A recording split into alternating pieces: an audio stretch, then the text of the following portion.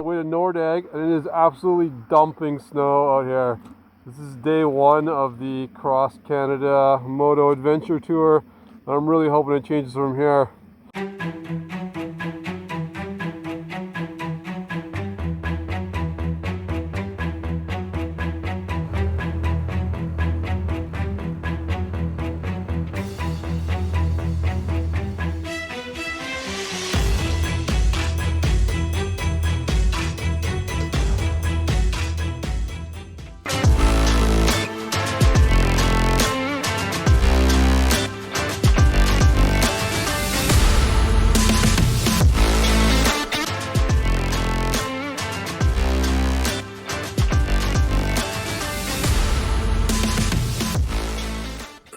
Welcome to this balmy Tuesday afternoon, just off the shores of the 𝒋𝒊𝒏 Trophy Lodge.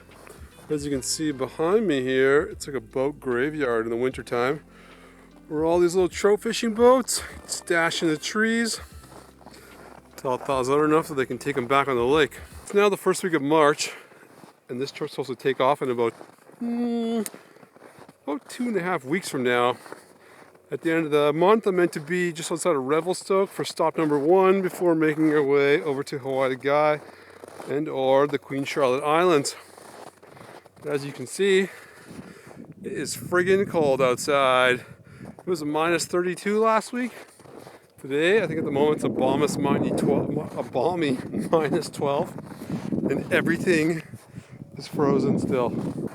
The only time I've actually ever ridden through snow was in Peru, and that was not planned. We were crossing, I think, something like 12 or 13,000 feet on the back of Claire, Angie and I. There was a blizzard and I couldn't actually see anything.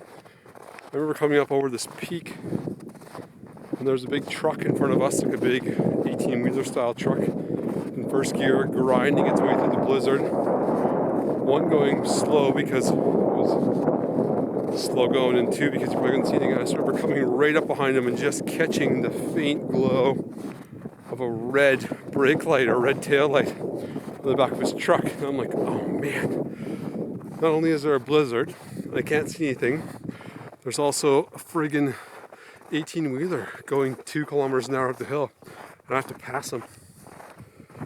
So while I'm passing him, unable to see what's in front of us, I'm basically hoping that no one else is coming.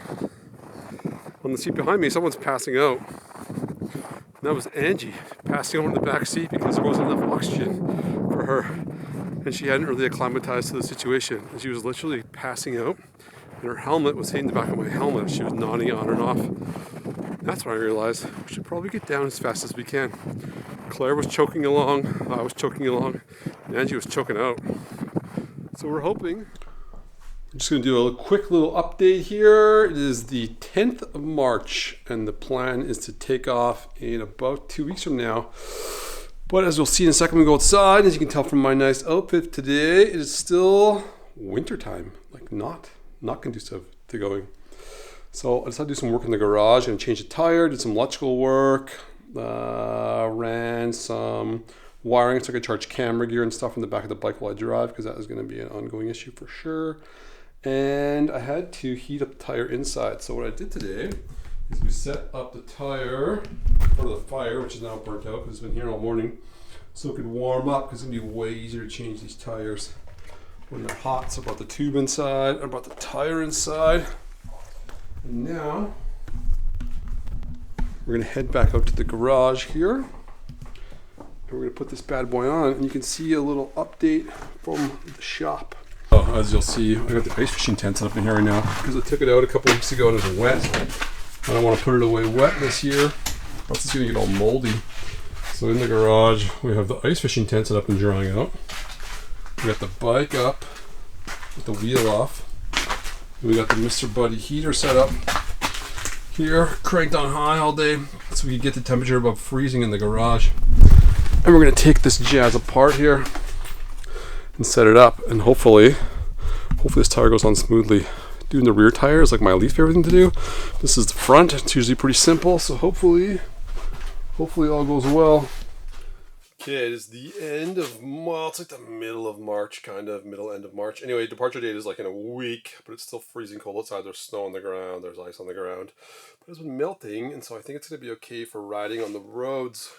And so last week I done the front tire, and today I was going to come in the garage here and work on the moto a little. And I'd originally bought this nice 𝗔𝗍𝗂𝗁 𝗂𝗁 tire for the road because it's meant to have a bit more longevity. And here it is, stashed under here. This nice little 𝗔𝗍𝗂.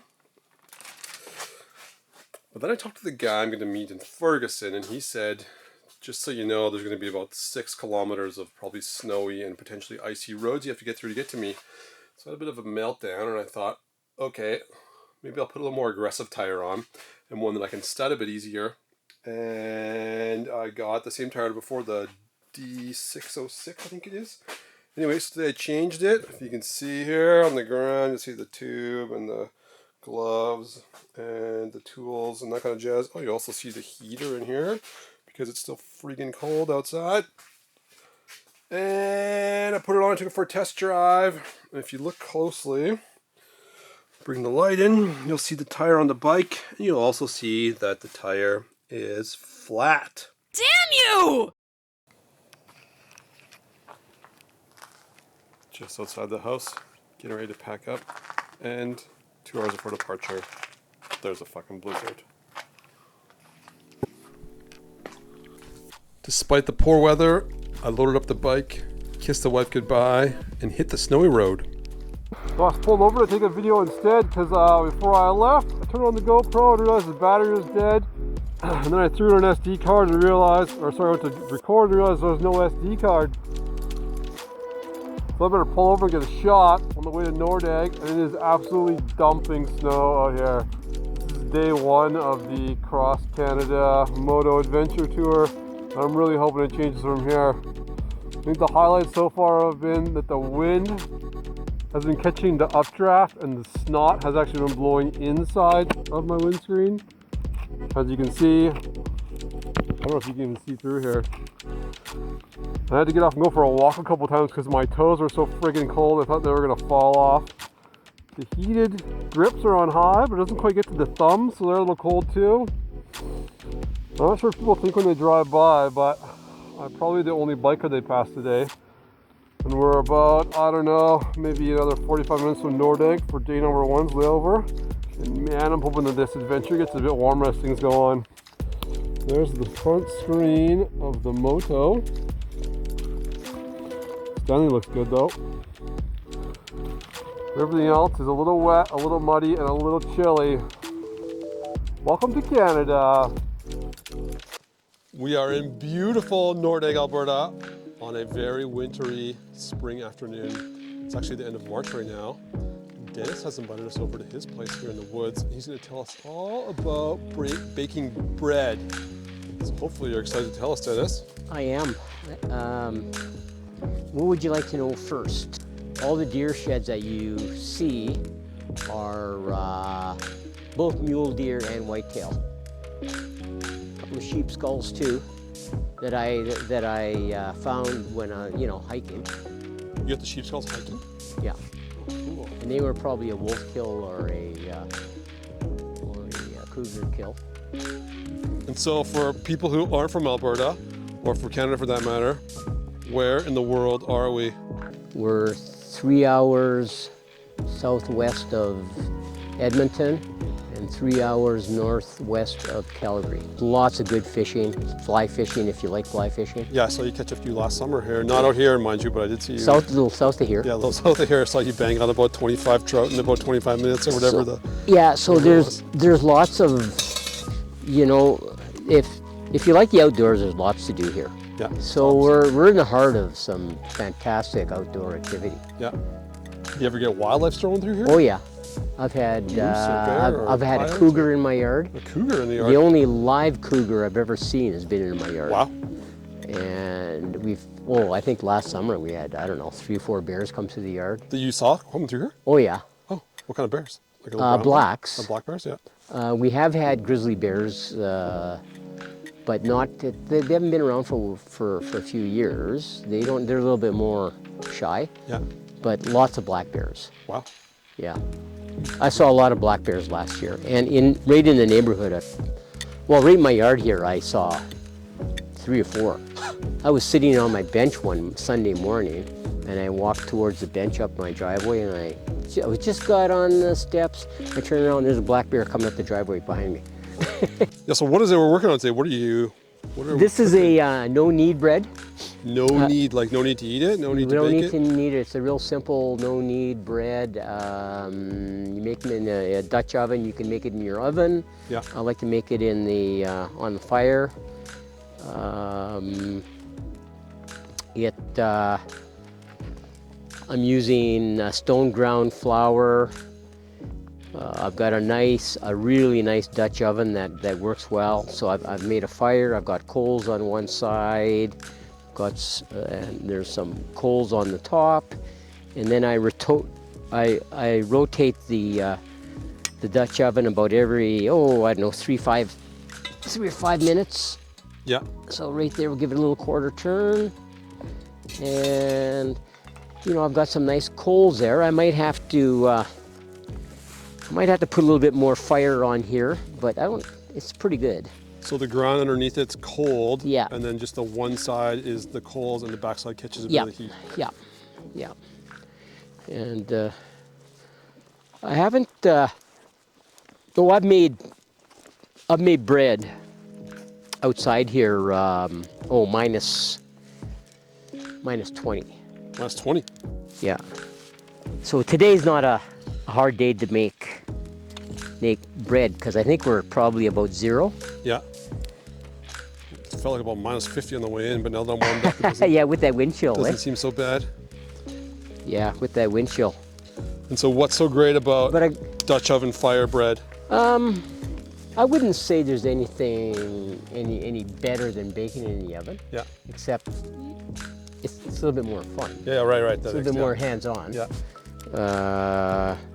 Yeah. I have actually never made it in the oven. I've always made it outside. Yeah. And so what's in this? So sort of walk me through the ingredients again. It's going to come out as just a white loaf? Yeah. Yeah. So we've got stone ground flour. Yeah. Yeast. Yeah. Salt. Yeah. And water. How'd you know it was going to take 40 minutes? Practice? Just practice. Okay, yeah. When I first started making it, the recipe said 30 minutes. Yeah. And I was going 35. Yeah. So 30 minutes, after it's cooked 30 minutes, we're going to take a peek. We're going to see how it looks. Ooh, and if it needs more browning, yeah, I'm going to put more coals on it. Okay. And if we need to brown it a little bit more, we got a specialty. I'll just, we'll get the coals going really good. And the high-tech coal? High-tech, yeah. And when you taste it, it's pretty amazing, I think. Because of the recipe or because of the unless Dutch it oven? fails, unless it fails. No, it should be fine. It should be no problem at all. So your qualification is you used to own a restaurant? Two restaurants? I own Louisiana Purchase Restaurant in Edmonton. Yeah, right. Which was fairly successful, if I understand correctly? Yeah, in fact, I think it's still going. I opened it in 1989, and so how many years is that? 90 would 2030, so 31, 34 years. It's been open 34 years. For a restaurant world, that's impressive. That's very impressive, actually. Yeah, it's still going. I think the average restaurant lifespan is about 5 years, let alone 30 some years. Yeah, and then we opened up, my wife and I opened up Cajun House in St. Albert. Yeah. And that was 1991, and it's still going. And you were also a celebrity judge at the Trout Lips Trophy Invitational S'more Cook-Off Dinner last year. How did you like your role at that? That was probably the highlight of my culinary career, actually. And you know what? We're joking about it, but it was pretty amazing. Some of the entries, eh? S'mores, funny. I can't believe it. Hey, let's check this now. Okay, I'm gonna pull this in for a closer look here. Now, okay, this is kind of the reveal, eh? So this is going to tell us what our next step's going to be. And what happens if it's plain white? Well, then we're going to... Okay, it's getting brown. Oh, that looks pretty good, actually. It's getting brown. So, it actually looks pretty good. So, what I'm gonna do, but So we no have touching, no poking, no prodding, just the color alone, you know Yep. what you're looking for. So if someone was to ask you what Canadian cuisine was, Wow, what would you tell them? good question. You know, Canadian cuisine is kind of a funny one, eh? That's why I'm asking, because there's, I think it matters really, where if you you're get from. right down to it, we're gonna have to go right back to the indigenous Yeah. part of it. Really, and it's. I think a lot of it is what Runs through your backyard. well, yeah, but what Europeans have brought over here. Oh, yeah. You know, their techniques. Yeah. And that's, we all use those, even from 200 years ago. We had a German visitor one time. Okay. Okay, I'm gonna cook something Canadian for Yeah, him. right. So I made sure I had fiddleheads from back east. Okay, as I said, I was just talking about fiddleheads the other day. I don't even know what they are. But Well, when you get over there, yeah. when you get to New Brunswick, and we do have a fern here that looks like a fiddlehead, and I've eaten them. Yeah. Actually, right down when I was hiking on Ram Mountain. But anyways, so I made sure when we had dinner that I had fiddleheads. Yeah. I had salmon, and I had fresh like sockeye salmon, not farmed Atlantic salmon. Okay, yeah, right. And what else did I prepare? Oh, I made sure when I made dessert I used Saskatoons. Oh. So fiddleheads from one coast, sockeye from the other, and Saskatoons from And here. Saskatoon from here, and I did put a few more coals on top, so that should change it a little bit. I don't want it to get too brown though.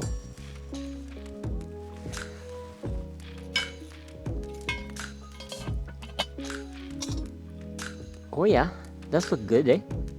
Ooh, that does look pretty good. Okay, so you know what? I'm not doing anything to it now. I'm just going to wait till it's cooked. I'm going to take these coals off because it's brown enough. It's got some nice color to it for sure. I don't want to. I don't want to overdo it. Okay, I think this is good. So let's take it out.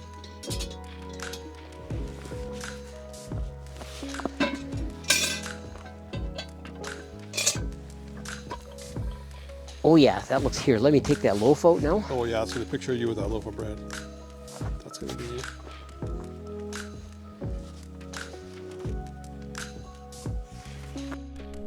As I turn to grab the camera, Dennis trips and his luscious loaf is sent rolling across the snow.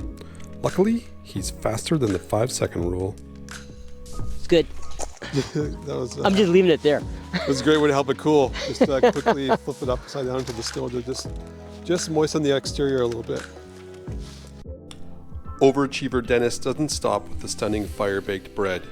Reflecting on his Métis French-Canadian roots, he also prepared for us a delicious tartiere.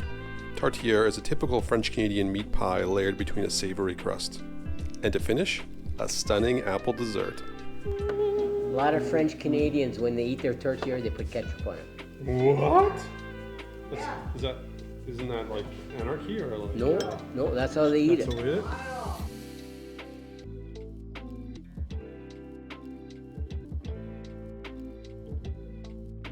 Hoping for anything that might signal a change in the weather, I then looked to Nancy, who would signal some of her inner forecasting gifts.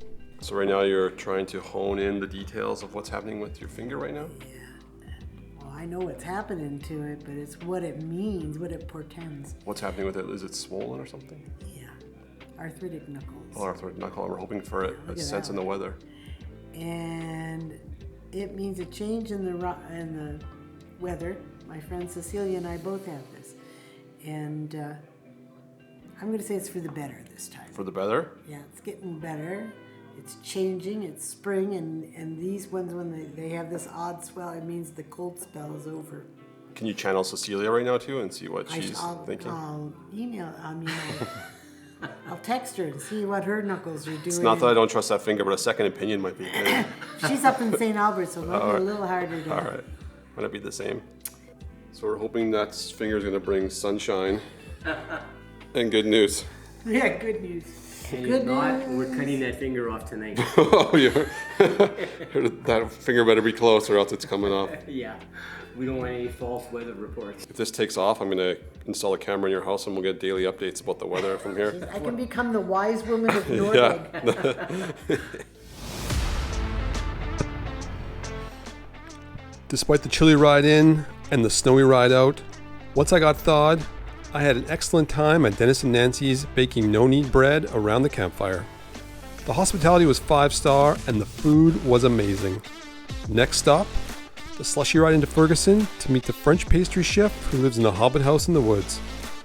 Unfortunately, Nancy's wise woman of Nordegg weatherfinger was off by about 4 days with the sunshine prediction, but the show must go on.